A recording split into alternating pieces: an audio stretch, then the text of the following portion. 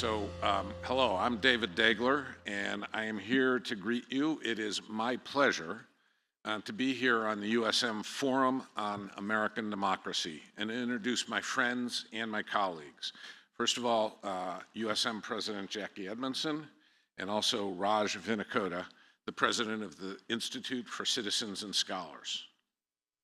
The conversation will be an interesting one. You know, in our quarter of the world, we have been working on this democracy thing for about 250 years. In 1787, Ben Franklin drafted a speech to the delegates of the Constitutional Convention, and in that speech he noted that there were several parts of this Constitution to which I at present do not approve. But he urged the delegates to put aside their infallibility and sign the document for the sake of unity. At the conclusion of that, the legend has it that Franklin was asked a question: what kind of government do we have? And he replied, a republic, if you can keep it. Franklin understood that for democracy to prevail, we need to accept diverse points of view, not always agree, but embrace a certain amount of empathy and accept the ideas of others in our community. He also realized that sustaining democracy was hard work. It required diligence. But when we invest effort and we understand each other, remarkable things happen. 202 years after that Constitutional Convention, Ronald Reagan, coming to the end of his presidency, said, "We lead the world because, and this is unique among nations, we draw people, our strength, from every corner of the world. And by doing so, we continuously renew and enrich our nation." Reagan was saying that those diverse points of view, that understanding, make us stronger, both as a community and as a country. Yet, a little more than a generation after Reagan's farewell speech, we are still struggling. Paraphrasing Lincoln, we're testing whether our nation or any nation so conceived and so dedicated can long endure. And so it follows that strengthening our democratic muscle is important work. And that discussion, that is the reason for our being here tonight. This forum is the brainchild of President Edmondson, who has created a concrete way to engage the university and the larger community in active discussion, civil discourse, on the principles and ideals that are fundamental to American democracy. We're here tonight to engage in civil discourse. Discourse is by definition a back and forth, a give and take, an exchange. It is an active engagement that involves both speaking and listening. It is important to be polite and respectful and to deepen your understanding. Yet we seem to so often fail, whether that's because we don't understand, maybe because of our own ignorance, or sometimes because of our unwillingness to bend even just a little for the greater good. This discourse, sometimes successful, sometimes not, happens more often in the corner store than it does on the world stage. From my own seat as the president of the Maine Community College System, I see students go on to be first responders in healthcare. They're early child education workers. They're involved in the criminal justice system. They have intense responsibilities and pressures. They're in emergency situations. To say it's life and death at times is not an overstatement. We see the opportunity and the responsibility to weave the need for civil discourse, to have those conversations in our classrooms that will allow our students to go into the workplaces and into their communities armed with the tools they need to engage and encourage civil discourse. As home health aides, as EMTs, they will navigate difficult situations with distraught people. As city clerks or hospitality workers, they find themselves providing service to a wide range of different people with different kinds of expectations and understandings. Of course, that wide-ranging scope that draws out those different perspectives is what Ronald Reagan considered our strength as a nation and in our communities. And that's what brings Raj Vinakota to this stage. Raj has committed his life's work to building a better world by providing the resources and cultivating a more informed and engaged society. Early in his career, he co-founded the nation's first network of public college preparatory boarding schools for underserved children. As the executive vice president of the Aspen Institute, he created new programs devoted to youth leadership development, civic engagement, and opportunity. And now, in his role as the president of the Institute for Citizens and Scholars, Raj has launched the College Presidents for Civic Preparedness. Now, Maine has a long tradition of celebrating those who embody civil discourse. From Margaret Chase Smith and her Declaration of Conscience to Senator George Mitchell, who chaired the peace negotiations in Northern Ireland.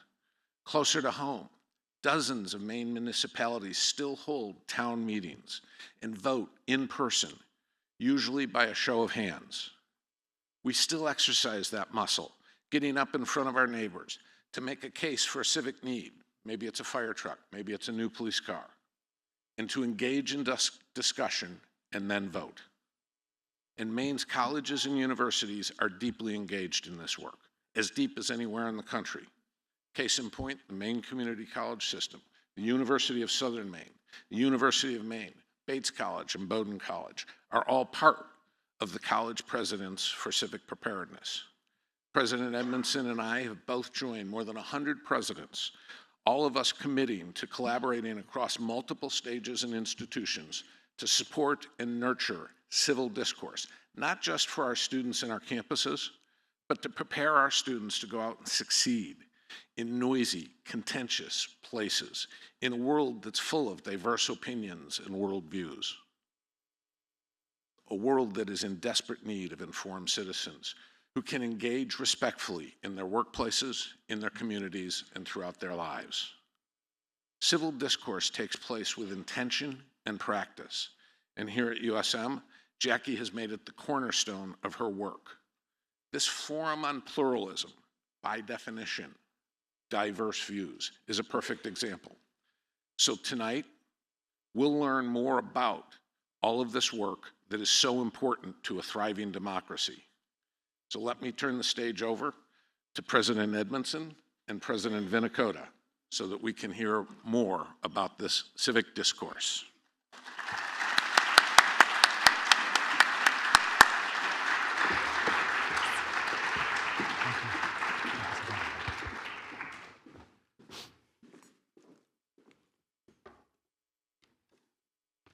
Thank you so much, President Degler, for that wonderful introduction and for being here this evening.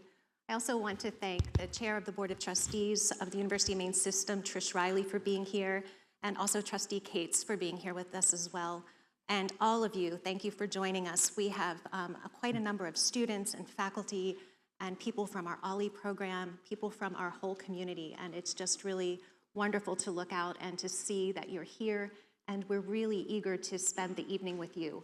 So we'll spend a little bit of time, Raj and I, in some conversation, and then we'll invite you to come to the microphones to ask questions. And so civil discourse. Civil discourse, that's exactly it.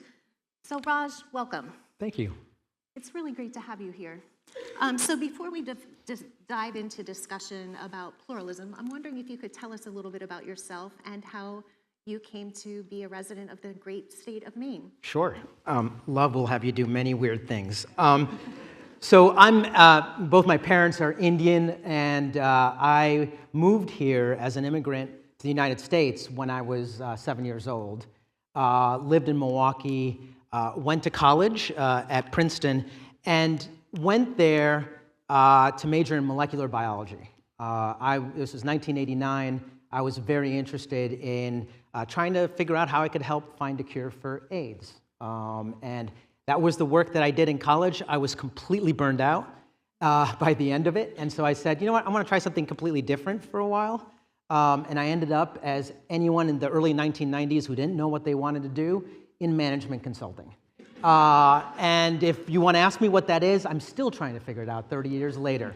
But did business and strategic consulting for a couple of years. and decided I didn't have it in me to go back to school for 9 more years to get an MD, PhD. And so said, okay, what do I want to do with my life? And it ended up, of all things, with a group of friends of coming up with this crazy idea of, as Dave said, starting a boarding school for inner city kids in Washington, D.C.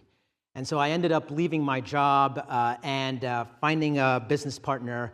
And in 1998, we opened the nation's first urban public boarding school. The Seed School of Washington, D.C. started with 40 seventh graders, 20 boys and 20 girls that we chose using a lottery machine to pick ping pong balls, to choose who would go there. We grew that school to 400 students in grades 7 through 12, and then started a second school in Baltimore and a third school in Miami. And so I led the Seed network for 18 years. And in 2015 left because Walter Isaacson, who was then the president and CEO of the Aspen Institute, said, Raj, we're thinking of creating a new division here at the Aspen Institute focused on working directly with young people. Would you be interested in doing that? And I thought an 18-year run was a good run. It was time to move to the next thing, and went to the Aspen Institute and decided to focus our work around this notion of how do you develop civic virtue in young people? The Aristotelian conception that says, how do you teach people to take the needs of the community in equal measure to your own personal desires, right? That doesn't just happen, it gets taught. Culture, habits, practices, norms, and so on. How do we actually go about doing that? Did that for 3 years. 2018, I left because, frankly, I was worried about the state of our democracy. And frankly, thought that our house was on fire. And so I ended up syndicating a national study to rethink civic education, and was able to convince 3 funders to come together to support my project.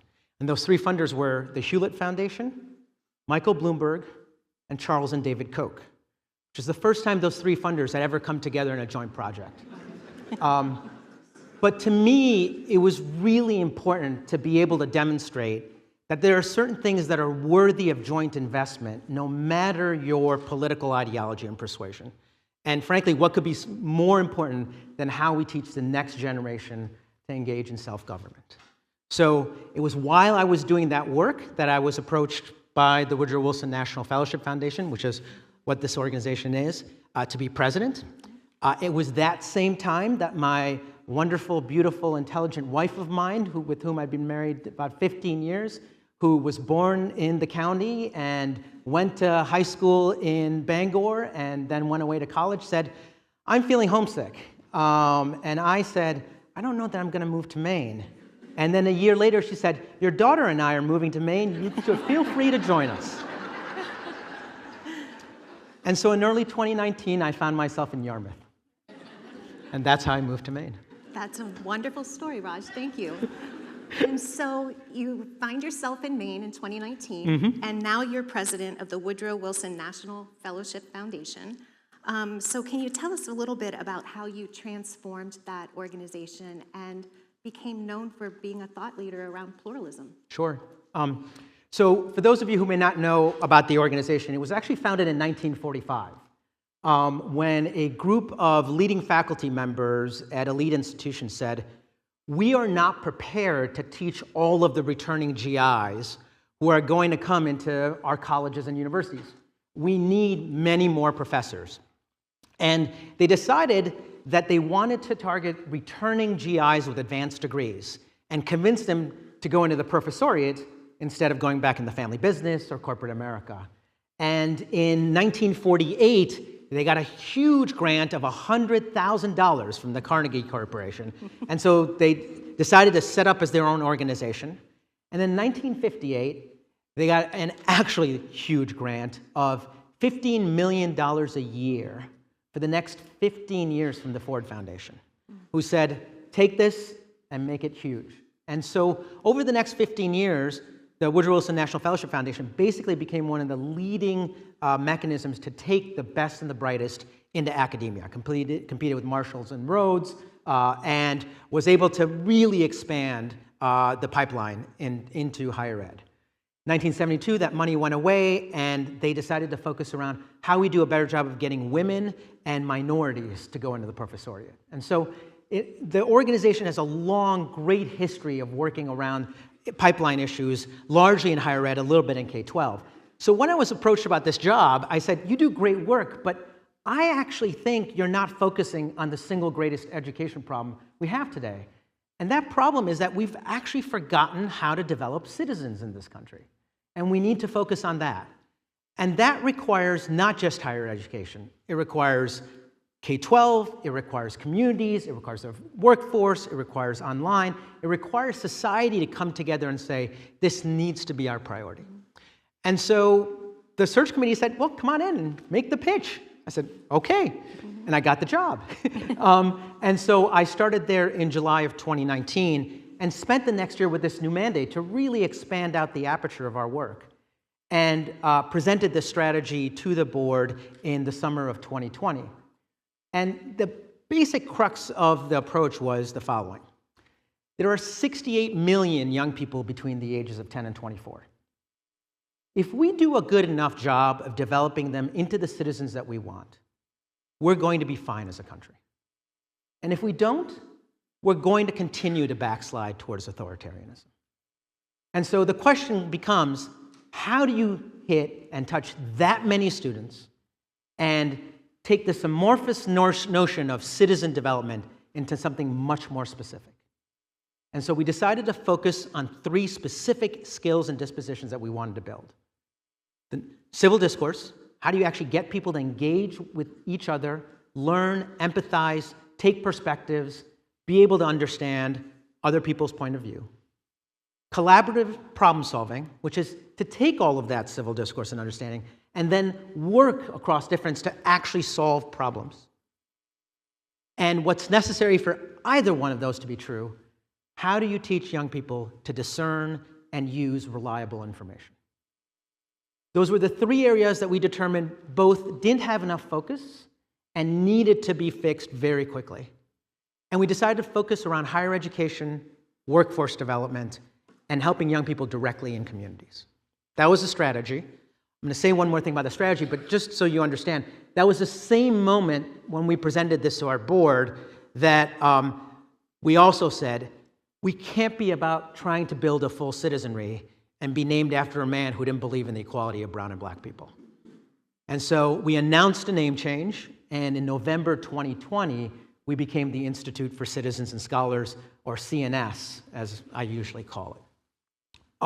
And then, after that name change, I literally picked up and started calling presidents. I'm actually emailing presidents, but reaching out to presidents to have conversation in much the same way I reached out to those funders a few years earlier.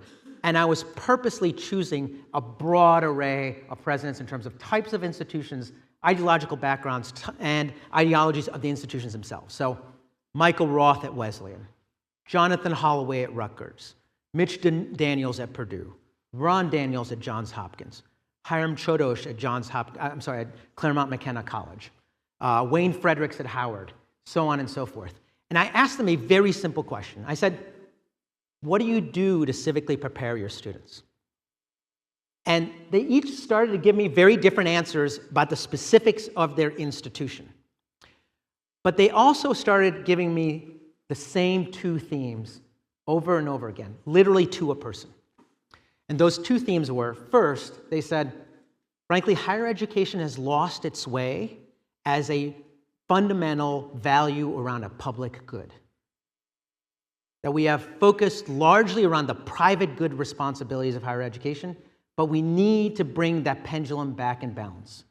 We are focusing on making sure that our students graduate and get a job, but we have a much greater responsibility in that. Yes, that's important, but we also need to develop citizens, and we need to make our colleges and universities bulwarks for democracy, and we've lost our way. The second theme that they kept saying to us, which was related but separate, was, and when we try to do something very difficult or bold in this area, the pushback from stakeholders makes it nearly impossible to sustain the work. The pushback from stakeholders makes it nearly impossible to sustain that work. And those stakeholders can be different in different institutions. They could be students or faculty or administrators. They could be donors, alumni, boards, policymakers, politicians, community leaders, parents. It differed in different institutions and situations, but they kept saying this over and over again. Finally, we just said, would there be value in actually getting these presidents to work together, to be able to help them in doing this work and providing a venue for them to learn from each other, and also creating some air cover while they're trying to do these bold things? And 11 of the presidents said, why, yes, we think that this is a good idea. So in early 2021, we started having virtual conversations. And then that moved to having in-person conversations. And in January of 2023, we decided that it was time to bring our presidents together in person, and at that point there were 14 of us, and decide that we were going to go public with our work. And in August of 2023, we announced College Presidents for Civic Preparedness, and we said we would start by focusing on 3 things.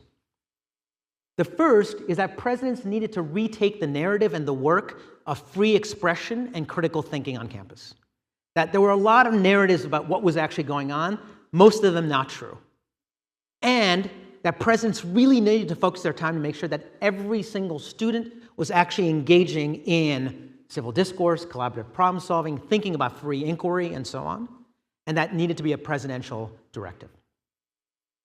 The second thing that the president said to us is, Raj, we have nowhere to send our faculty to learn how to bring contentious issues in the classroom. And we said, no, that can't be true. We're going to go look out in the world, and we're going to go try to find that place. They were right. There is no place to send faculty to actually learn this. So we actually stood up a faculty institute to do this. We now have supported more than 165 faculty members from more than 55 institutions, and we continue to grow that work so that we can learn and they can take it back to their college campuses.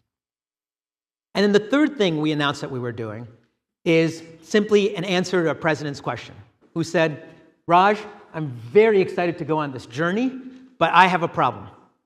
I have no idea of knowing whether I'm actually making progress, because I don't know how to measure this.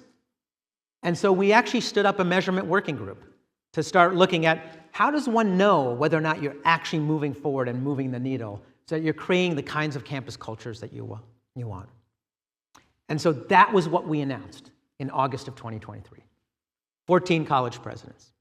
Over the next month and a half, 3 or 4 more raised their hands. We were at 18. Then October 7th happened.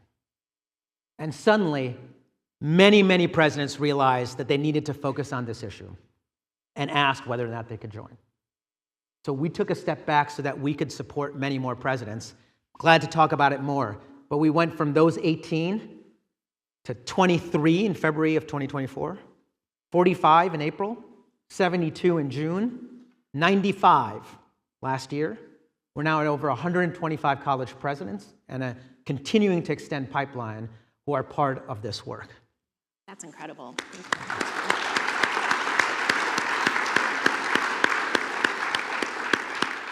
I think during that time you were calling presidents, you were also calling chairs of boards of trustees, because it's through our chair, Trish Riley, that I got connected to you. And the presidents' meetings are just some of the best I've ever been part of. It's just nice to be with like-minded people and to puzzle through some of these problems we're facing, and to be part of the meetings that you lead. You can imagine the meetings with Raj are full of incredible energy and goodwill. I don't know what you're talking about. Yeah, I know, right? Are you going to jump out of the chair? I'm just waiting for you to jump out of the chair. I will say one of the interesting things is, Jackie's right, it is actually one of the most powerful things. What's really interesting and what we take very seriously is that we have built a coalition of very different institutions.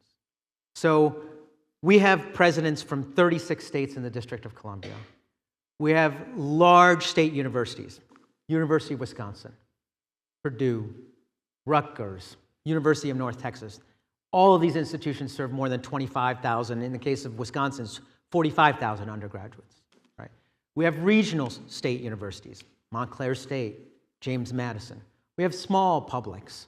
We have elite Ivy League schools, elite liberal arts schools, small liberal arts schools, historically black colleges and universities, minority-serving institutions, and then with Dave joining and others, lots of community colleges as well. So there's no way that you can categorize this and say, oh, those are just those kinds of schools. And that's very important for us because we want to be able to point out that this is something that colleges and universities need to do writ large. It's not just the Ivy Leagues. It's not just the state publics. It's not just 2-year or 4-year institutions. This is actually a responsibility of the higher education sector. And I would agree. So you come at this advocacy for pluralism from a very different perspective than our first speaker, Eboo Patel. Sorry, he's Muslim, I'm Hindu. Yeah, there's. Right, yeah. Well, he would appreciate that because his perspective is interfaith, and that's how his work with pluralism began. Well, actually, it's worse than that. He's a Chicago Bears fan, and I'm a Green Bay Packers fan. So no. that actually might be even worse, yes. Now, earlier, Raj proposed that we talk about baseball tonight, and I said, I do know that the Dodgers won, Sorry. and I do know that the games were very, very long, and after that, it drops off right. pretty quickly. So we'll move on from baseball. Well, I said football, so just to be clear, but yes. Baseball, okay. All right. Well, you can tell what my Okay. sports knowledge is like. Anyways, but you do come at this question of pluralism from a very different perspective than Eboo Patel. Yes. And yours is from more of a civic lens, not a religious lens. So could you talk a little bit about that and how your understandings of pluralism have taken shape? Sure. So my worldview, or in this case, America view, is that we have an incredibly diverse, 340 million people civic square. And that civic square needs to function effectively.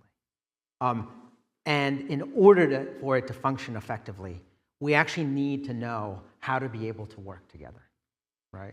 And teaching everyone how to engage in self-government is how I enter this space. So for me, pluralism is about being able to understand that we all bring different perspectives, ideologies, lived experiences, geographic biases, so on and so forth.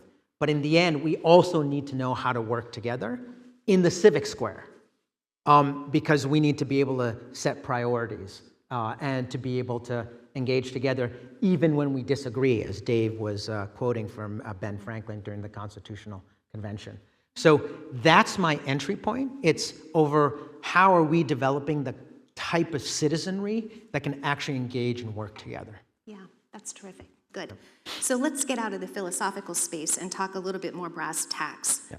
What's required for pluralism to actually work on the ground? Starting with college campuses, like what do we need to make all of this work? Yeah. So I will start somewhat high level, and then I'm more than willing to go as deep as we would like. Probably the single and most important insight I've had from working with college presidents over the last couple of years is that as they join us, they are signing up to champion a set of civic commitments. That is what we require of them. Those civic commitments are that they need to be educating their students for democracy, that educating those students for democracy requires them to understand that we deal in a very vibrant, diverse, and contentious society, and that free inquiry needs to be a bedrock of that work. And I want to distinguish for a moment between free expression and free inquiry. Free expression is screaming into the void. Free inquiry is bringing thoughtful, deliberative dialogue to actually try to get to understanding. And so free expression is what is required in certain ways by the First Amendment and certain rules. Free inquiry is increasing that standard, and that's where we need to get to. And so as we had all of these college presidents join us and tell us, here's how we're doing it on our campus, here's what we want to do, and so on and so forth, what became clear to me is that every single president, with all due respect to you, Jackie, and Dave, and others, could point to a center on campus, could point to 2 or 3 faculty members who were doing amazing work, who could say, oh yes, we've brought these speakers in to talk about civil discourse. Now I find it ironic that I'm saying this as I'm sitting here, but, and every school is doing that, right? But the problem is that every one of those things requires opting in, and usually includes the opt-in students. And we know that a majority to a supermajority of students don't. right? And it's not, I'm not suggesting here an active act of commission. Rather, they have many other things that are going on, right? And this isn't a priority. And so recognizing that for us made us pull up and say, what we really need to happen on our college campuses is that we need to immerse these notions of civil discourse and collaborative problem solving and reliable information into the culture of the institution.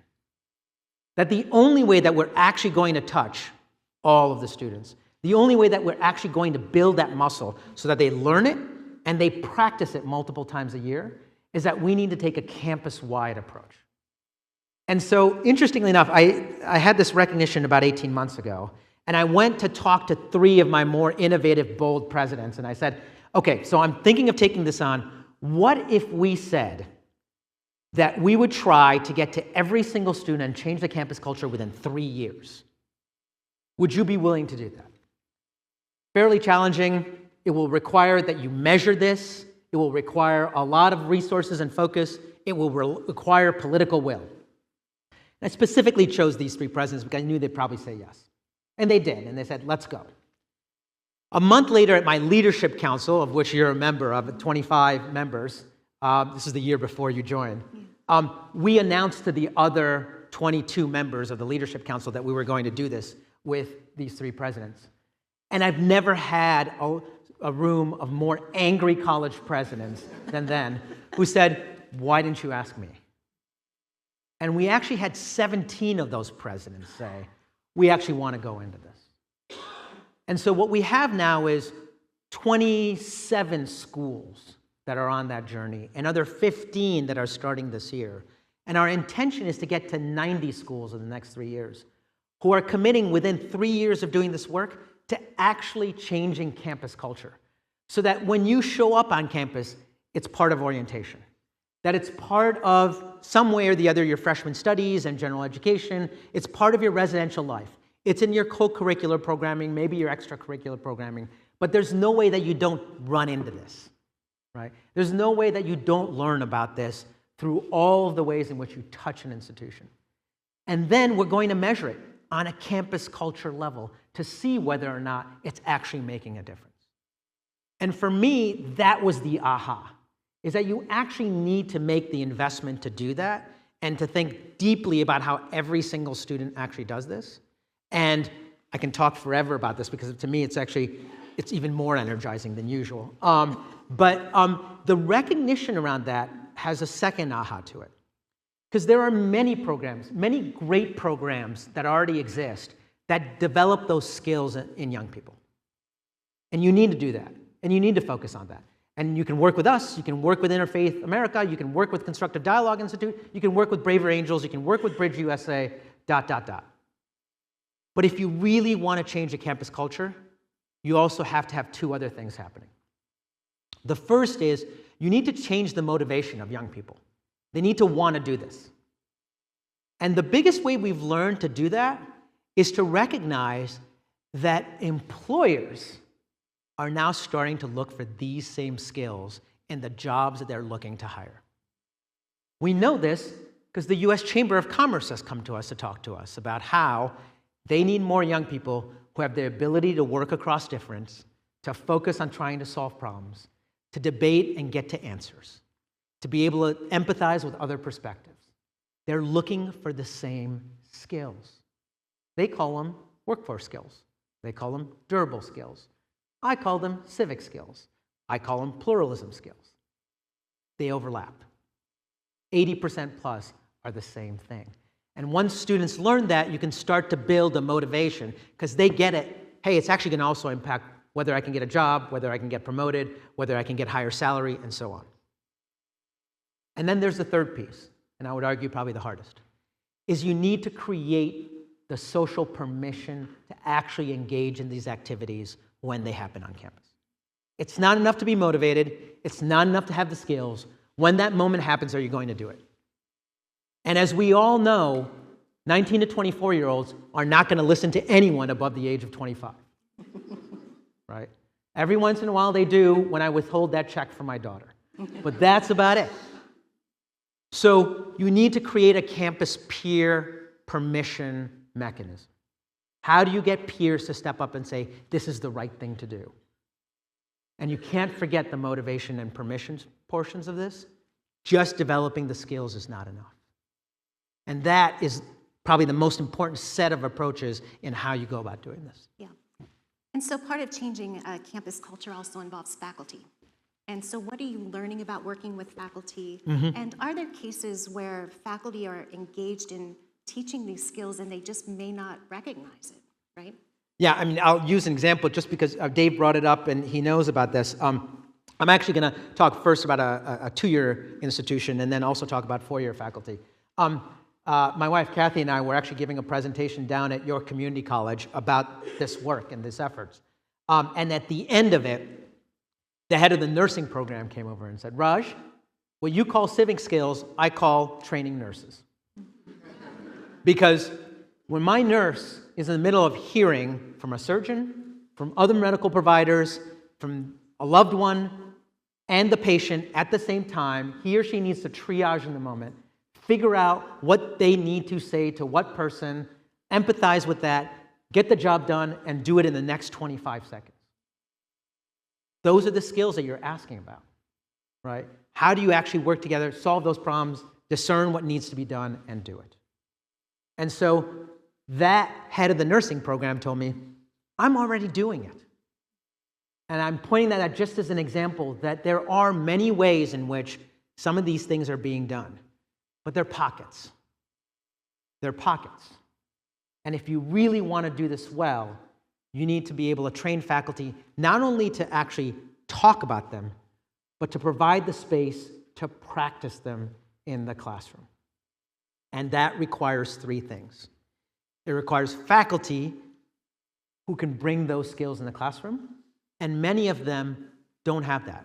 And I don't mean that in a negative sort of way. There is nothing about the faculty system that actually focuses on that, right? Especially at four-year institutions. So you need to figure out how you bring those skills and work with faculty members who want to learn how to do this. The second thing you need to do is you need to make sure that administration has their back. Because what will faculty tell you? If they do this well, things will blow up in the classroom. If you bring those issues in the classroom, if you have those kinds of discourse, sometimes people will be hurt. And sometimes those people will go and talk to administrators. And then it's going to be the faculty member's fault. Now tell me why I should bring that kind of conversation into the room. And unless the administration has my back, both when it goes well and when it doesn't, because I'm doing it to teach these skills, it doesn't help. And then the third thing that you need to do, as if you thought that wasn't hard enough, is you need to figure out exactly what you want to do around the social media culture, around cancel culture. Right? And that is a decision by different institutions on how you want to do it. Right? Different places are doing it very well, but you need to have certain norms. Can you have this conversation in this room and know that as soon as you walk out, someone won't be Xing what just happened? How do you actually empathize with that person in that debate if they just made a mistake? If they're just learning? If this is an educational institution, how do you create the space for those mistakes to happen? Right? So this is where campus culture supporting faculty becomes so important and, frankly, very hard.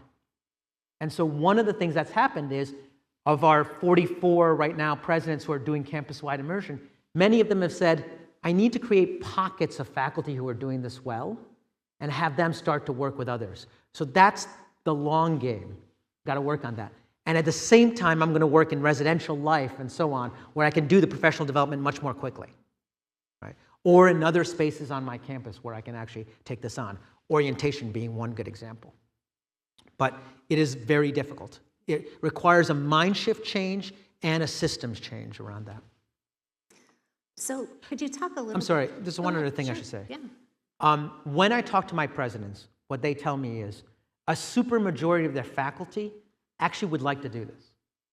Right? So sometimes there's a, I want to kind of get this out. It isn't necessarily a dispositional issue by faculty members. It's just that They haven't been supported to do that. They haven't been told to do that. And there's nothing in the incentive system that would have them do that. So you want me to do this? Okay, I get it, right? I need to be able to work with my students to do that. But you got to create the systems around it so I actually do it well. Good point. No, that's great.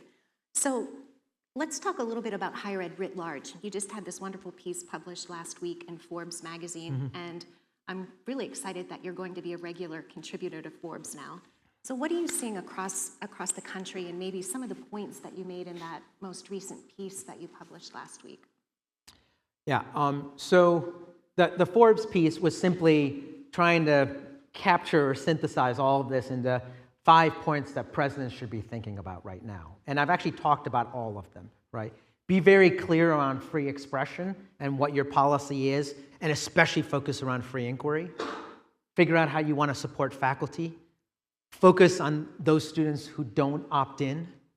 Measure the work that you do, and think about it as a campus culture initiative, not just a skills initiative.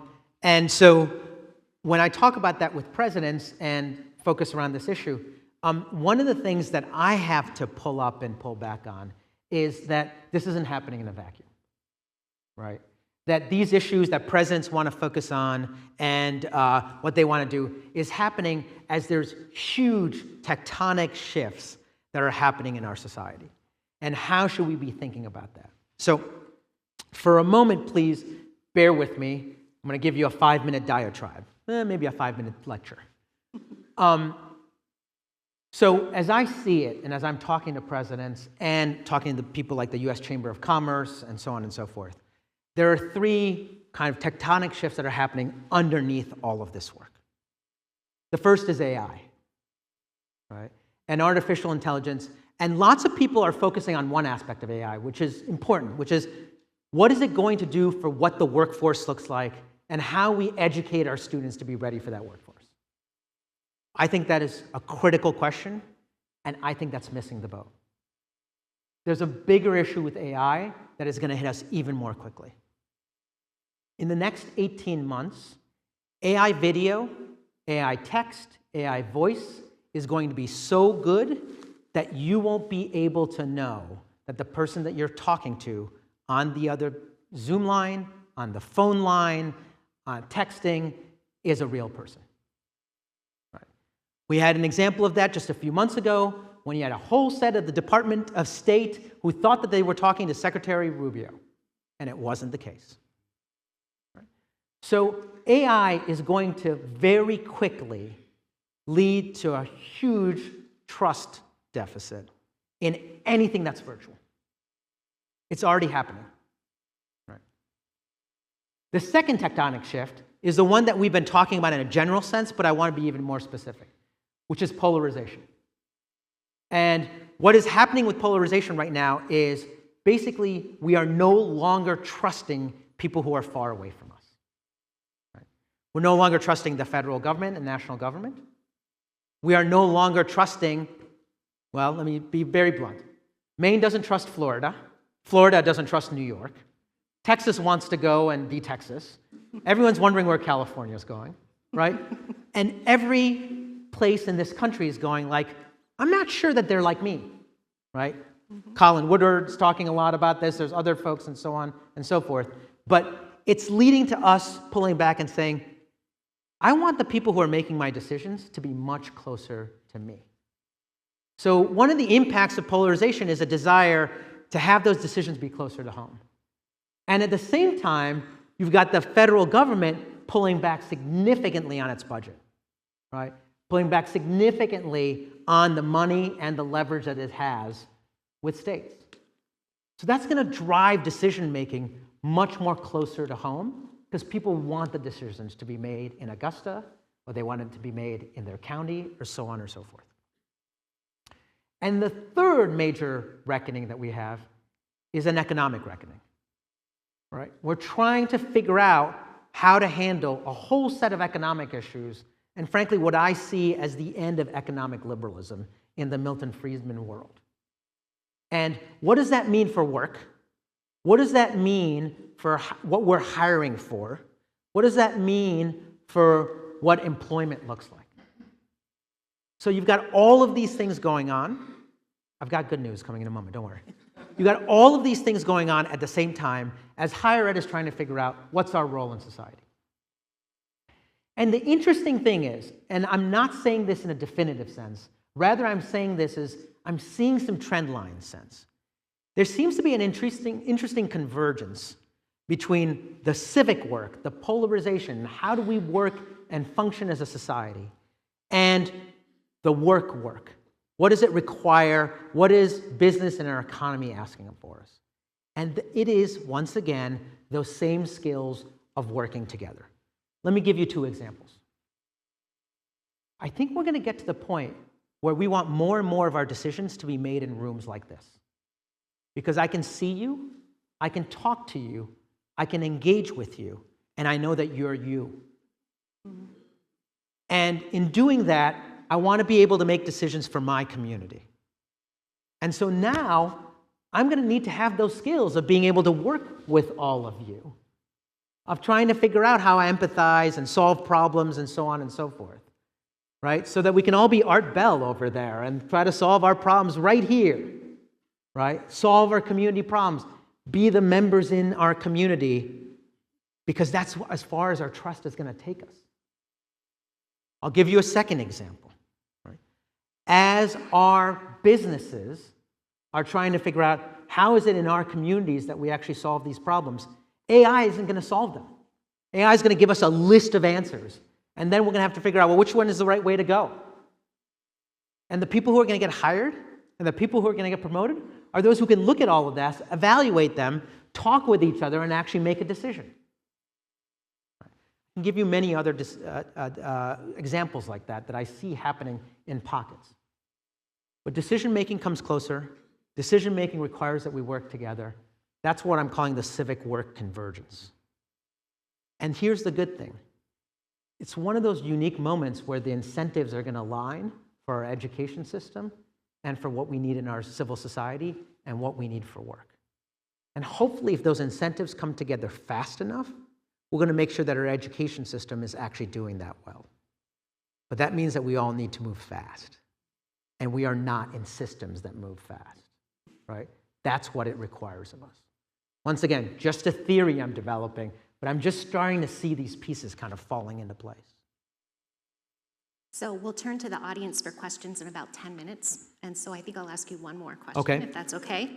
Am I giving 10-minute answers? Oh, God. Sorry to all of you. Well, if time permits, I'll ask 2. Okay, got it. But I did want to give the audience the cue that they should think about what their questions are and be ready to come to the mic. And the students who are here, I encourage you to just be really brave and don't be afraid to ask your question. So let's talk a little bit about how, it's kind of picking up on what you've said earlier, how do we engage in pluralism given the deep divides that we see here in our society? And what's your thought about the future of pluralism? You know, it's a construct that has evolved over time, and it's sort of where are we now and where will we go? I brought a prop, but it's actually a list of things.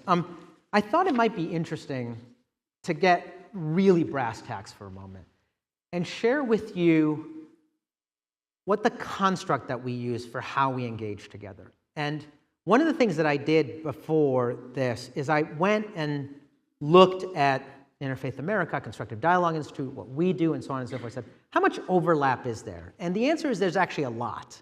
And I wanted to give you a construct here just so when you walk away, you can think about this in a very precise sort of way. And then I'll pull up into the pluralism. Okay. So I think you're right. I might take 10 minutes. Okay. So there's a bunch of bullet points here, but I just think that they're important to go through. This is how we frame any conversation around difficult issues. This is how we work with our faculty members to think about how you enter a class space, a curricular space over time, to try to get the right disposition and posture of everyone in the room. First, we say center curiosity, ask questions, don't make assumptions. And that requires that you're not engaging in an argument to win or debate, but you're really seeking to understand. Then, humanize. Share stories and treat people as people. This deliberate story sharing is really important to understand. Oh, that's who Raj Vinakota is, right? Or Kathy McKenna, or so on and so forth. Third, respond, don't react. And the harder part of this, manage emotion and tone, right? And probably the single greatest mechanism to do that is we tell everyone, take a deep breath before you say anything, right? That simple act, very hard, can actually lower the temperature for yourself and for others. The next is avoid winning as the primary goal. Favor problem solving or understanding. You talked about the Forbes piece. I'm actually was asked by another paper to put a piece in, and the piece I'm sending to them is about how I think that debate has become too central a focus around conversation. And debate assumes that you can win an argument rather than dialogue. And that most of the role models that we see are around debating. And that, unfortunately, you need both. You need debating and the dialogue piece of it. Yes, a debate sharpens your ideas and perspectives and so on. But in the end, it's about focusing on trying to win. And that's not what the public square requires of us, right? The next is use structure and ground rules to make conversations safe and productive. And those ground rules have to be decided by the people in the room. How do you do that? How do you want to engage? Seek common ground and shared goals where they exist. So start from a place that says, how are you and I actually sharing something? Don't paper over the difference, but at least try to start with a shared goal. Teach and practice civic relational skills. Make it a learned competence. Understand that what we're trying to do is build a civic muscle. Right? You can't just do it once and walk away. You have to do it over and over and over again. Right? It's the practice that makes this really strong. Make interventions that de-escalate high conflict dynamics. For those of you who don't know Amanda Ripley, the book called High Conflict, who are interested in these issues, you should go read her book. She talks about a number of things, but one of the things that she talks about that I take away is that you always need to complicate the narrative. Complicate the narrative. Right? Ground your practice in evidence and evaluation. Right? This goes back to how do you discern and use reliable information? Use data when you can so that you can try to take some of the emotion out of the conversation. And then finally, embrace non-closure. You don't need to get to an answer every single time. And sometimes walking away actually helps. So when I talk about pluralism and discourse and working with very different ideologies and perspectives and so on, when my team engages in that, these are the things that they bring to the conversation and how to think about these issues. So to your larger question of then how does pluralism fit here, for those of you who were here when Ibu did this spectacular talk, you know that there's, more than 100 years of perspective around this and how to think about the issues. One of the challenges with pluralism is the same challenge that we deal with, which is it is a vessel.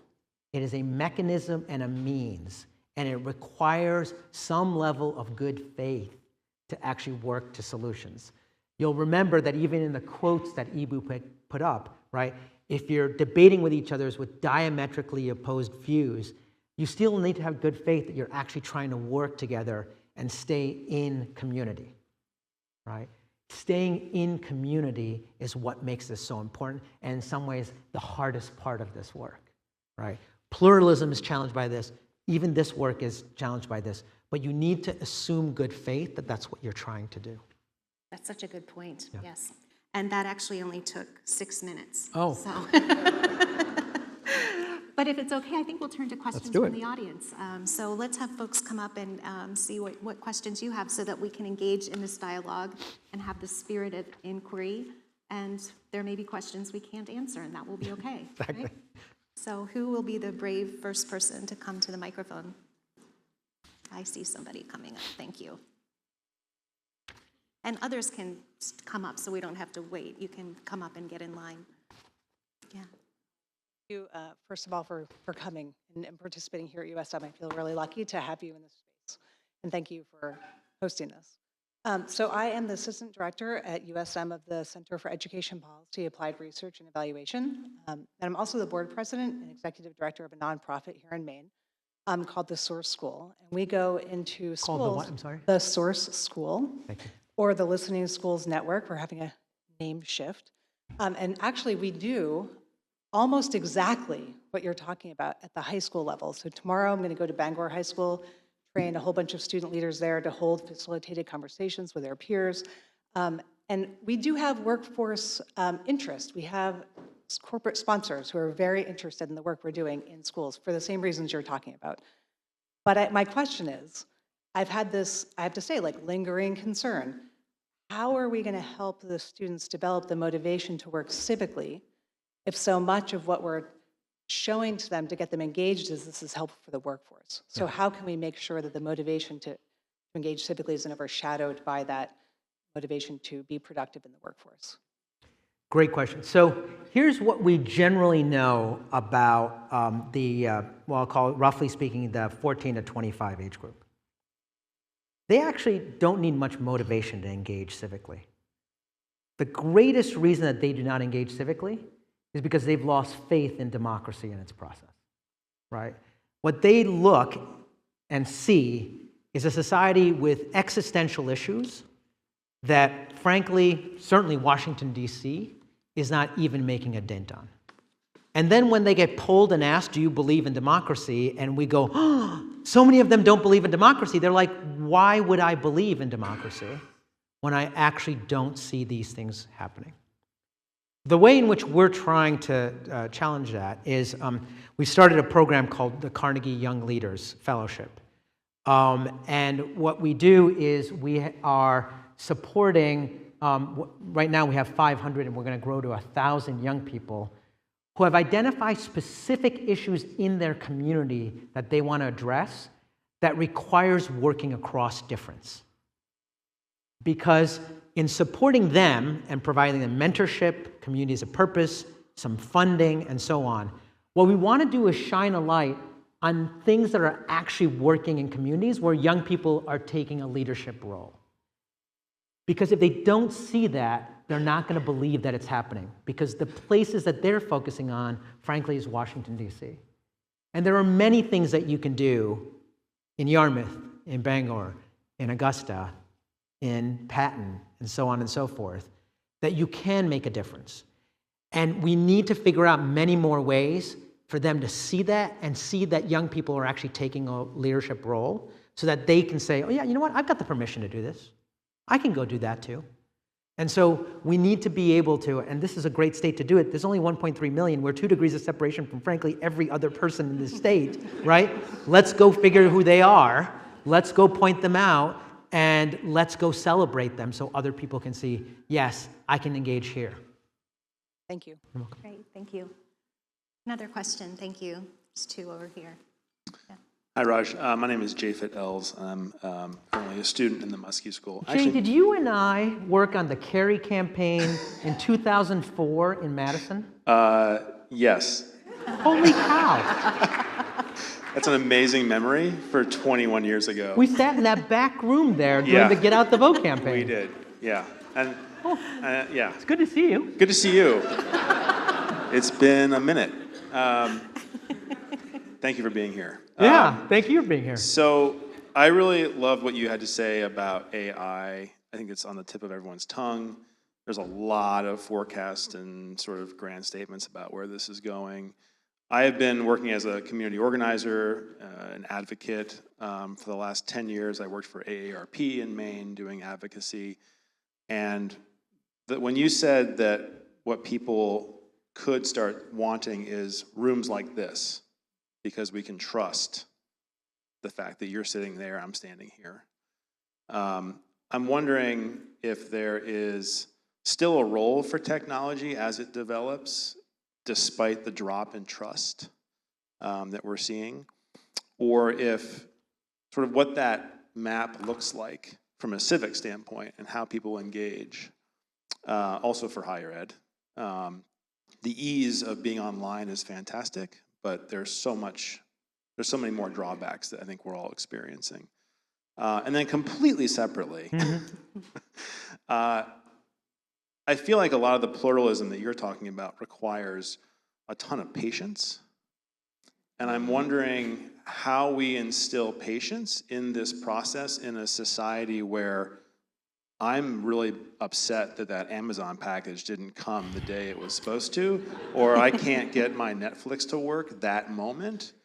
Like, that's where we've trained people to be instantaneously given what they want. And this process that you're talking about requires a sense of patience to not get to the end, possibly, to maybe leave the room, like you were saying, without closure. So how do we, as educators, as civic leaders, handle that? And that's the second part. So good luck. No, I don't know you. I've never met you before. Two great questions. So I think there is a role for technology. I just don't know what it is. I have to be honest with you. So two things are true. One is, I don't think technology is going away. I don't think social media is going away. All I'm saying is that the loss of trust in what you see is going to have some kind of rebound effect. Can you create communities where people know everyone in that community technologically, and you create some kind of check mark and so on and so forth, so you know them, and so therefore that group is someone you can trust? Absolutely. In some ways, that may be the virtual answer to these smaller communities, that you can do that. I'm not a technology person, but I mean, one of the things that's most interesting to me is if you look at just the general population, the group that least trusts social media right now is actually our youngest people, right? So in many ways, they're already there, right? They're still scrolling and so on and so forth, but like, I don't think that it's that far to say, okay, so they already don't trust it, and now you're moving to a point where there's nothing that they can trust. Okay, so I'll use it for something else. What that something else is, I think, is a vacuum, and I couldn't tell you what it is. Right? On patience.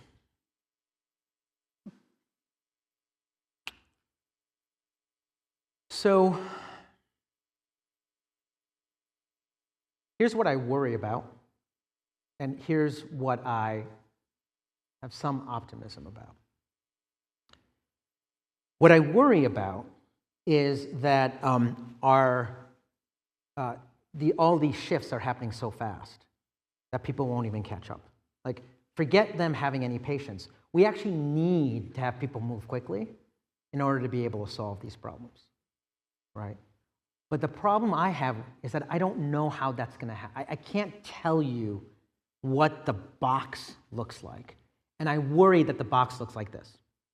Change is happening, and it's either going to be through evolution or revolution.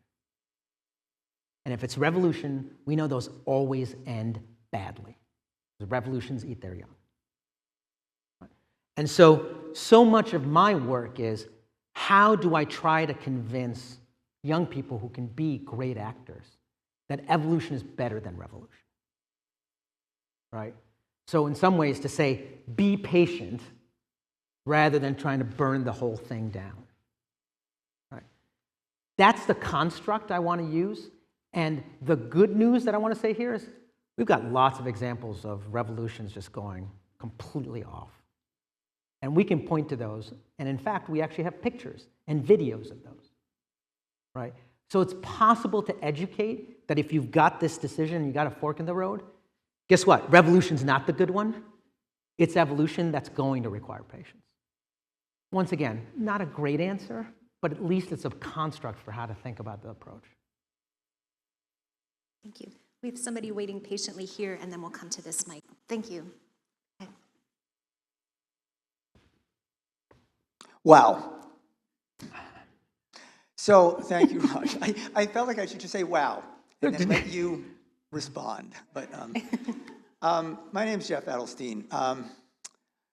So trying to think how to frame this. So I have journeyed from being a college dropout to becoming a professional engineer and then spending the bulk of my life as a mediator in public policy, and a near miss with Divinity School about 5 years ago.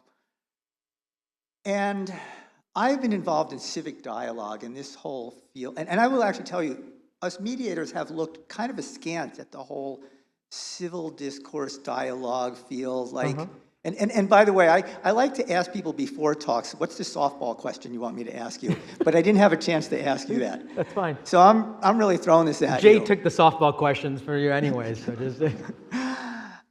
I've almost come full circle. I mean, so those of us who are mediators dealing with really hard problems, and I've said, as long as there's 2 people left on this planet, I will have work.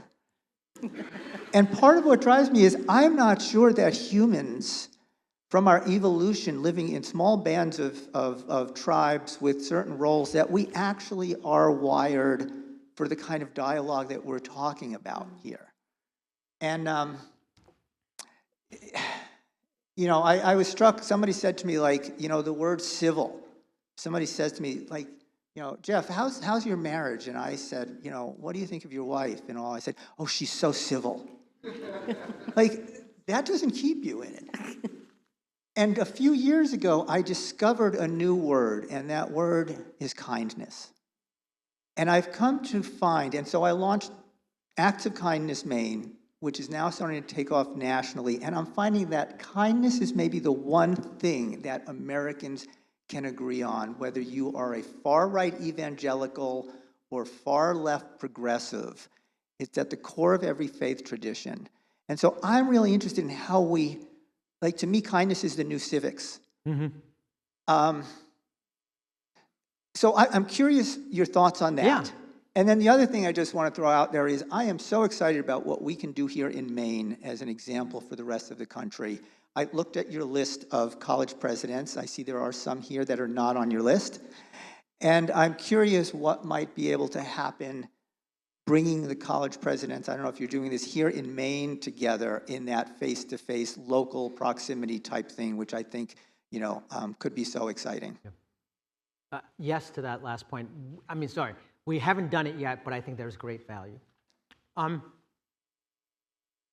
So I think you're right that we're not wired to think this way.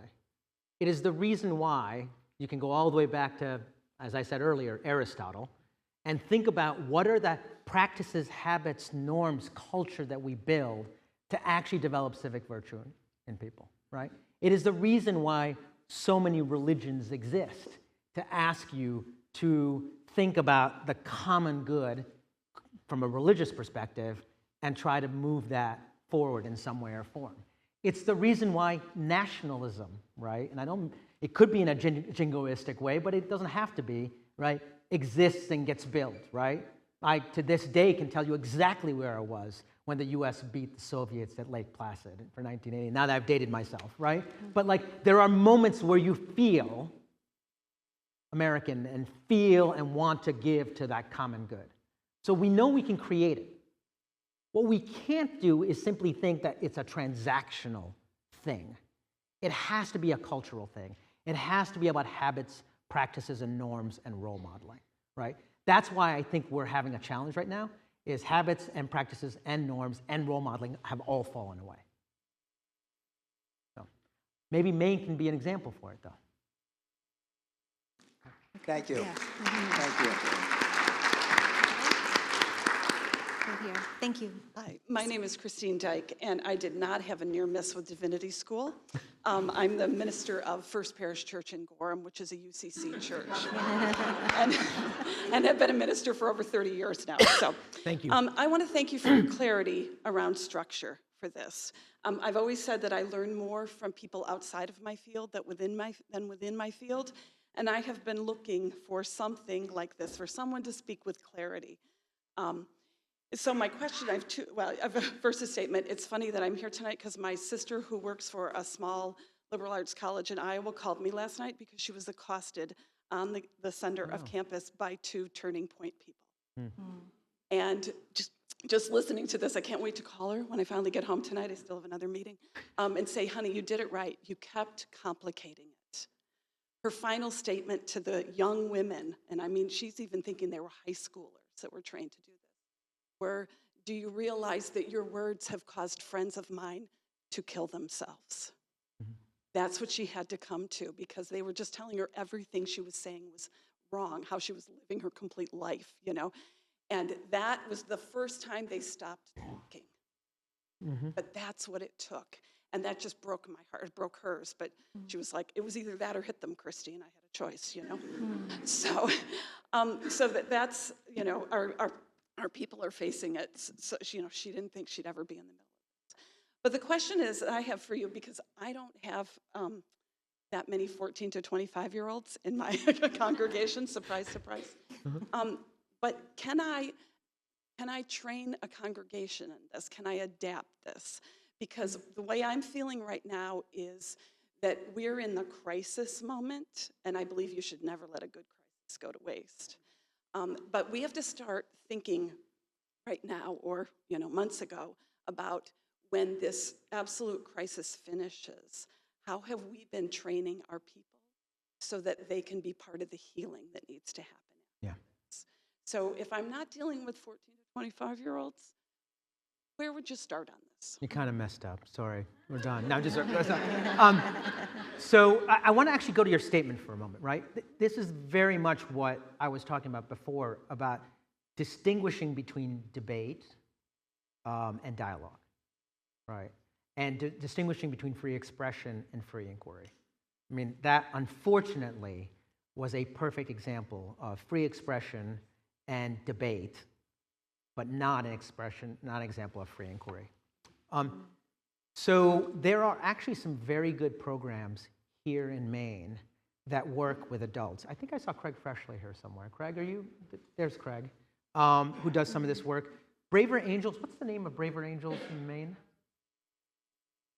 Building Bridges, Maine, right?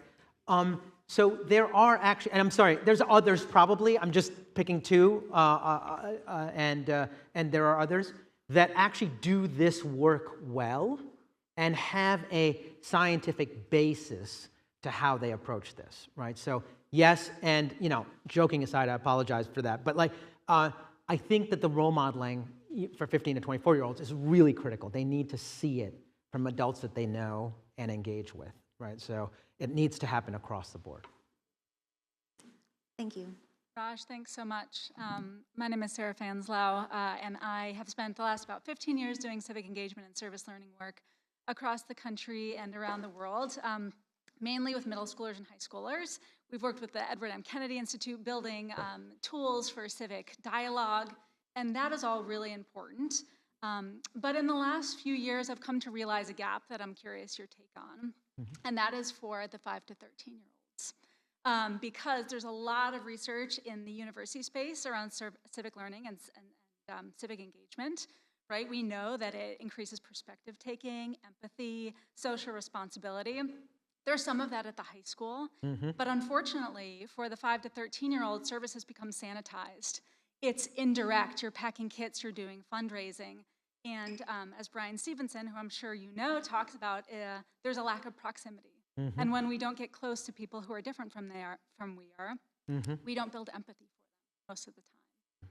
And so recently I've launched an organization called KinCore, all about helping families with 5 to 13-year-olds connect with families who are different than they are through conversation, through shared activities, because the institutions, and I love the church, my mother's a minister, but many people don't go to church anymore. And that's where I did my service as a young person. That's where I connected across difference as a young person. But if those institutions don't exist anymore, where are the habits and the norms for the younger children so that we create the pipeline up to those university students? And I think importantly, universities are great, but they only serve a very slim strata of our country. And oftentimes, especially four-year institutions, are serving more privileged students. Not always, there's always a segment. But so especially in this country, where there's so much segregation racially and socioeconomically, I'm curious how you think about the youngest set of this society and how we help them build those habits and norms that then propel them into becoming your next generation. Thank you. So let me answer this in two very different dimensions. So the first is you're absolutely right that about 50% of high school graduates go on to colleges and universities, and so what are we doing with the other 50%? And so this is where the work I alluded to earlier with the U.S. Chamber of Commerce is really taking root, because we want to go directly into the workforce and actually make these skills being built part of an HR function. So we are piloting a set of programs with HR managers to make this something that every single young person who's joining the workforce does. And Jay, to your earlier question, it's all technology and platform-based, right? So there are ways to leverage that and get to scale and so on and so forth, so that we can get to the other 50% that isn't going to colleges and universities. As far as the 5 to 13-year-olds are concerned, let me first start with an affirmation of what you've just said, right? I often say that so much of what you do at the young age is actually teach these very civic skills. When you have to share your blocks, right? That's about how do you engage with other people in your community? When do you share, when do you keep, and so on and so forth. So there's all kinds of implicit messages that are being developed. The best, not program, but structure I've seen for this is something called the Educating for American Democracy Framework, or EAD framework. Comes out of the Democracy Knowledge Project at Harvard that Danielle Allen leads and so on. And it starts to create at least a structure for how to do this. What I don't know and haven't seen is exactly what you said, which is how does this then get implemented into school systems? And frankly, the reason that we're not currently working in the K-12 system is because they are overwhelmed with all that's already hitting them. And that's just so hard. So I don't have an answer to it. I have kind of at least a framework for how to think of tackling it, and just an affirmation that we can't not do this. Yeah. So, Raj, we have about 10 minutes left. Does that mean one question or 20 questions? But it looks like we have about 7 people who have questions. So are you okay with us taking a little bit more time? Absolutely, yes. Yeah, if we can be I just don't know if fast. they're If they're okay okay with with taking it, more time. it's up to them. So I have a 10-year-old son, and I've been thinking about the world that he was born into 10 years ago and what he's experienced, particularly in the political realm.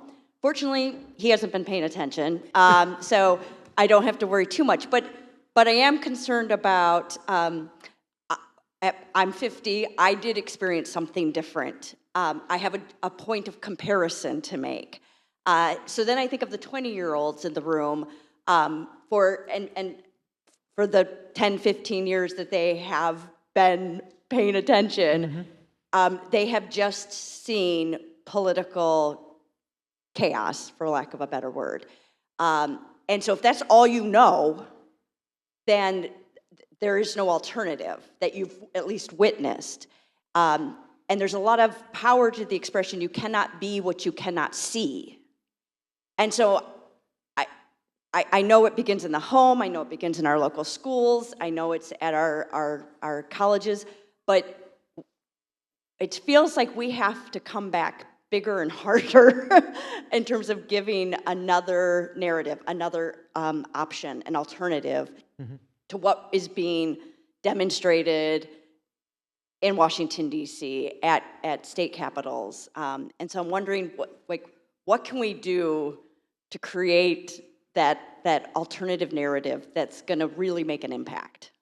Yeah, so look, I'm not going to give you a full answer. Or the full answer is, yeah, some of this stuff is really difficult. But here's what I am going to say. We as a society over-index on one certain person who's on lots of social media and on one certain city. And actually, that's not where most of our political decisions are being made. And then the other place that we need to pan out from is that we cannot equate the public square and the political square. The public square is so much larger than the political square. There are decisions that are being made all the time that help our civil society, right? This is what de Tocqueville talked about, and this is how we do our work. Just in the last 15 minutes, we've heard about 2 nonprofits that were started in this state as a response to specific issues that they were seeing. That is the way in which we're going to move forward. That is where we need to look to see our solutions and focus our time. Are there things that are really, really bad that are happening? Yes, I'm not going to deny that. But there are also lots of good things that are happening much closer to home and that we can point to. I will also say, about 5 years ago, this country came together and literally figured out a vaccine as a molecular biologist that I thought was not going to be possible in that pace. So we have the capacity. That capacity exists, right? There are things that are happening. We have specific examples. We need all of us to step up. Thank you. We'll come over here. Thanks. Good evening, sir, ma'am. My name is Samson LaCroix. I'm a student here. I'm also a conservative. I just wanted to talk about potential disenfranchised conservative voices on campus and how that relates to the public square. Absolutely. And also what your institute would be doing about that, and via two factors. One factor being like how academia, you have professors at like a 70 to 80% liberal bias rate, Harvard study in 2022, but also more recently, a conservative champion for civil discourse being very, very publicly assassinated, Charlie Kirk, for example. Day after that happened, I wore a MAGA hat to school to stand in like solidarity, if you will. Personally, I was called a Nazi for that. But I just wanted to kind of touch on how you guys were navigating and franchising those voices in a place where they otherwise would deem hostile. It's really hard. Thank you for standing up and even asking the question, right? Because there are places where that's very difficult. There are two things that need to be happening that I think are very, very difficult right now, right? Number one is to be able to think and look at issues and understand where people are thinking about and coming to them, right? This complicate the narrative piece. There's way too much binary thinking, right?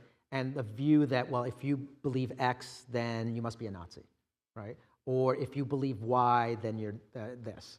And that, in many ways, is a responsibility of faculty and administrators to be able to say, look, you need to be able to come into any space to be able to have this conversation.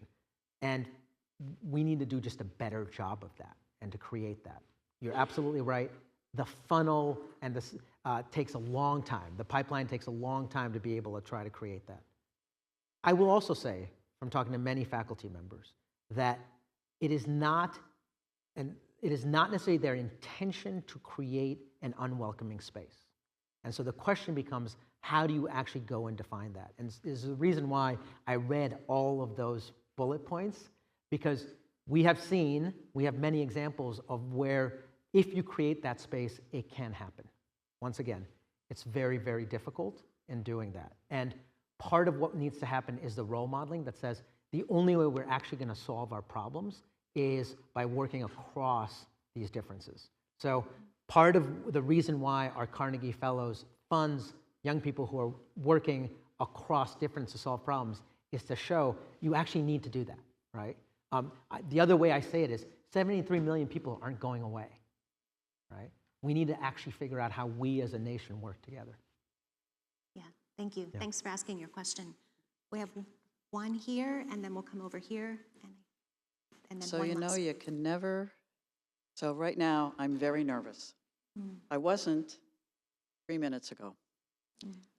First of all, I graduated from here in 1978 from what was then UMPG, for those of us who remember, because I wanted to ask about Charlie Kirk and the Turning Point, which I think is the name of the group. I believe there was just a report that a chapter had been established at a college in Maine. I might have misread that. But my question, it's more of your thoughts. So I'm a 73-year-old pro-choice lesbian, just to put it out there on the public discourse. How does this civic education piece translate on a college campus where there are 180-degree differences, whether it be what I would call civil liberties, human rights, or Israel, Palestine. On the ground, not the theoretical, here's what we're trying to teach people, but on the ground, where is the coming together? Where is the finding that place where conversation can be held?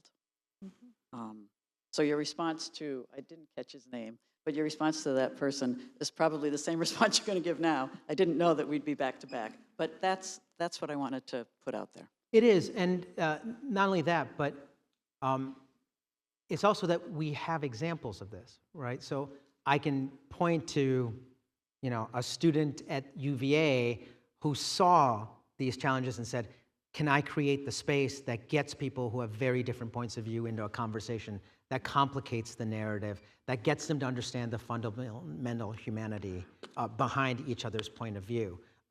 These things happen. People recognize each other's point of view and recognize the humanity, even though they also realize that they may disagree. That is the requirement of the boat that we're in. That is basically the structure and the way that we talk about it. There's a very interesting mini documentary, is what I'll call it, called Mississippi Turning, which the Moral Courage Project helped to underwrite. And I would, for those of you who are interested, I'm not actually saying that you have to watch the whole thing, but the thing that's very interesting is when two people of very different views about the Confederate symbol on the Mississippi state flag engage with each other.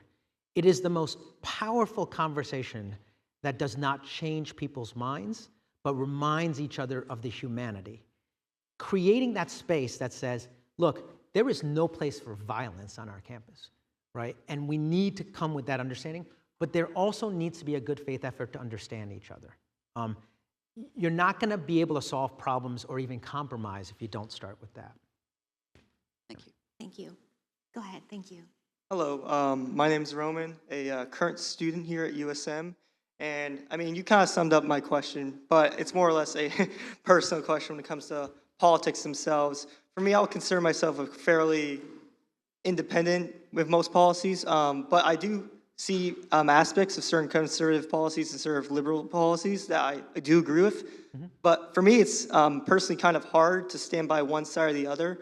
Certainly in this time of age, due to the decisiveness of the decisions and like the policies that many the party is currently held. So for me, my question is to ask you, how do you find what is the right decision in politics when it comes? No, I know it's a loaded question, but to me it's hard because especially on social media nowadays, when you look on and you have this idea of what's right, but then you see a majority of people or a certain group of people that just prolong a different aspect of it that you don't really agree with, but you don't really see what you believe in and on the social media apps. And I certainly have a hard time going on social media because I can't, if I formulate my opinion, especially on many of the apps, I could be ostracized by hundreds of thousands of people, even if it's just a simple idea that you have. So I'll start with this. I thought the last two questions were going to be difficult, and then I get, and then we move to this.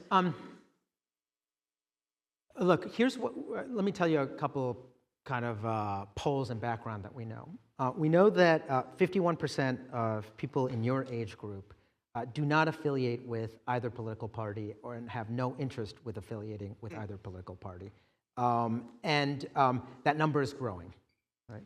So in some ways, you're part of a very large club. It's much larger than any other age group.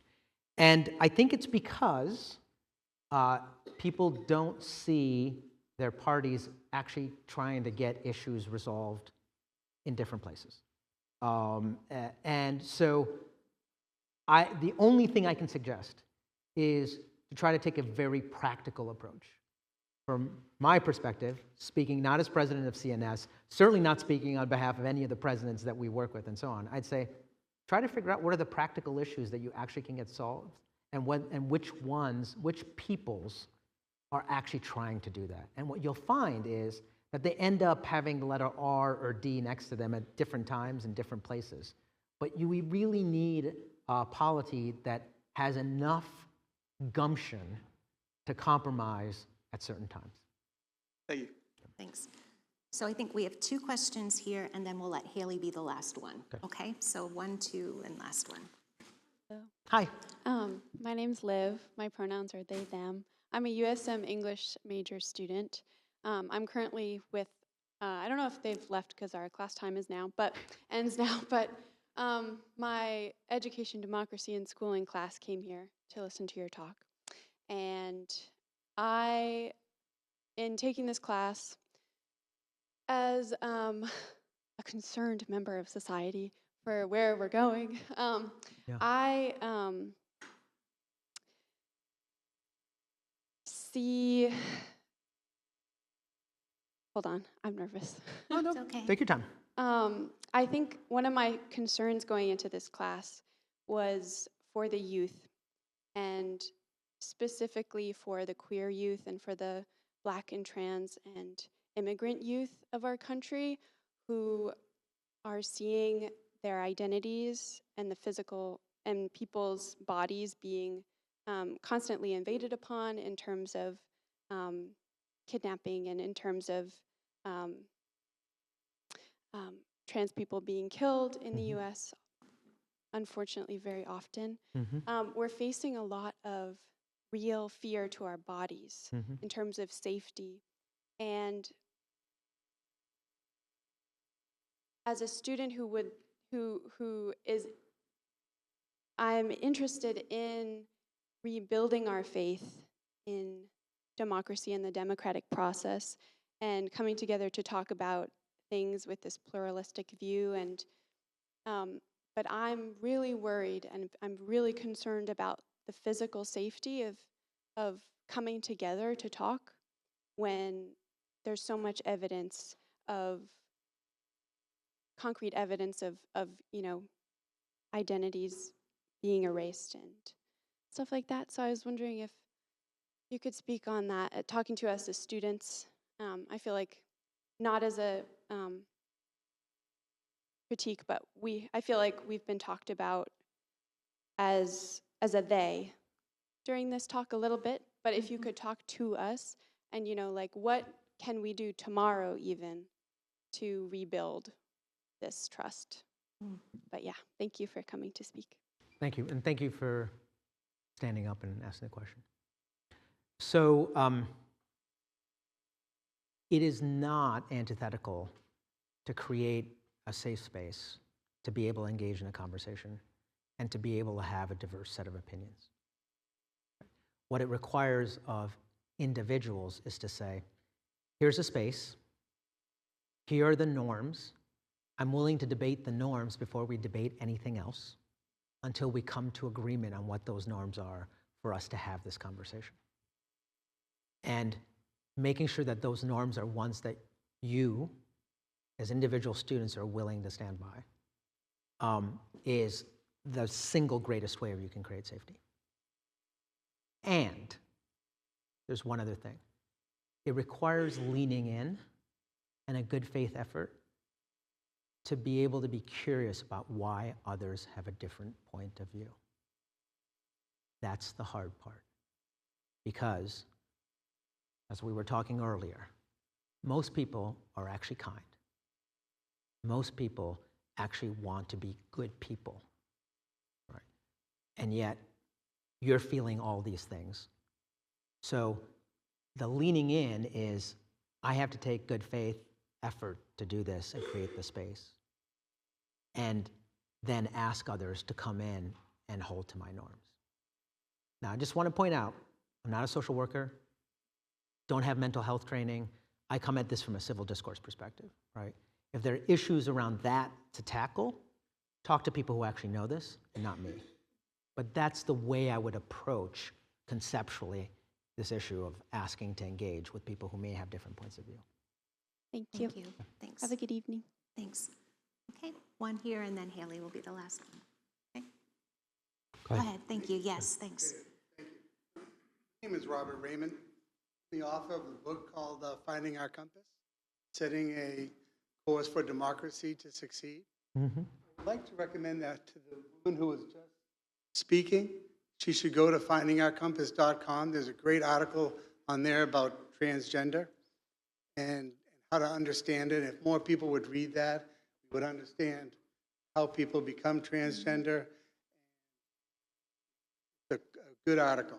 But my question to you, and why I was standing here in line, is I feel the gorilla in the room is the business of polarization. The business of misinformation is a multi-billion-dollar business. Yes. And that seems to be our biggest obstacle to achieving all of the goals that you have set forth, because there's a lot of misinformation out there, and I know we can challenge that with the power of the vote. Personally, I feel the power of the vote is stronger than a multi-billion-dollar business, and we kind of saw some of that yesterday. So I'd like you to speak to those points, please. Thank you. Sure. So I think you're absolutely right. And Amanda Ripley coined this term conflict entrepreneurs, right? People who take advantage of those moments. They could be for a business perspective, they can be for political gain, and so on and so forth. This, in the end, gets tackled through individual conversations and relationships. And if my theory is true, and I'm not suggesting it necessarily is, the more that the social media world and the virtual world basically loses all trust, the more that actually goes away and drives towards having individual conversations. I think that most people now recognize that they just cannot believe what they see on social media. And the single greatest thing I want to drive, and I'm working with college presidents, is that when you see something, first ask the question, wait, what's the source? Are there 2 or 3 other sources that are telling me the same thing? And start to actually take that deep breath and determine whether or not what you see is true. Now, you're right, there's a multi-billion, maybe even now trillion-dollar attention industry that's fighting against this. But that's the only way that I can see challenging that, and it may be that over the next few years, that actually becomes less of a challenge. Okay. Last question. Hey, Haley. My name's Haley, and I'm a student here. Thank you for coming here, and President Edison, thank you for hosting. Being 19 myself, I'm not surrounded by a lot of people who talk about these type of things, and I was trying to think of why I don't watch the news myself or read anything, and it's kind of just because I'm scared, I guess. I see all these problems, and I don't know what to do about them. I'm trying to come up with a question, but I guess just what are your thoughts? Yeah, A, thank you for being honest. B, it's a common issue. And so our responsibility as educators, our responsibility as other generations is to be able to demonstrate to you and support you in saying there actually are ways to be able to address these issues, right? It goes back to the earlier question that I answered that said, actually, there's a lot of good things going on. The good news is a lot of those good things that are going on are actually in this state, right? And this is a good state to be in right now as a place that actually values these things. So if you don't want to read the New York Times or the Wall Street Journal or Fox Breitbart, at least read the Portland Press Herald, right? Thank you. It's a really good newspaper, and it gives you both optimism and pessimism in equal balance. There you go. That's good. All right. Yeah.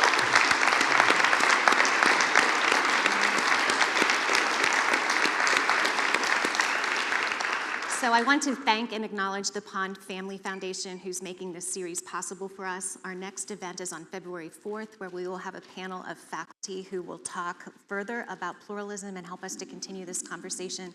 But Raj, this was incredible. Thank you so much. Thank you. Please join Thank me you in very much. thanking Raj.